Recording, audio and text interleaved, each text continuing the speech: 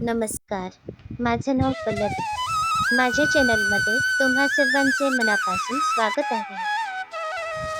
आज आपण आंबे डाळ तयार करूया. एक वाटीभर चणा डाळ अर्धा तास गरम पाण्यात भिजवून ठेवली होती. एक कच्चा आंबा किसून घेतला आहे. अर्धी वाटी ओले खोबरे घेतले आहे. 2 ओल्या मिरच्या घेतल्या आहेत. आता हे सगळे साहित्य आपण कुटून घेऊया. हे सगळे साहित्य जाडसर असे कुटून घेऊया.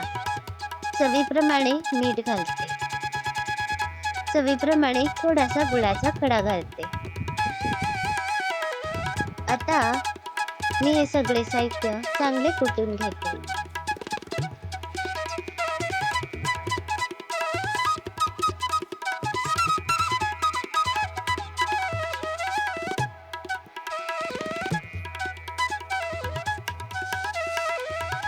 आता आंबे डाळ तयार आहे. या आंबे डाळीवर ही फोडणी घालते.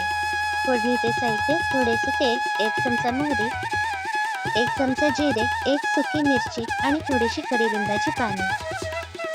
ही सहज सोपी आंबे डाळ तुम्ही नक्की करून बघा.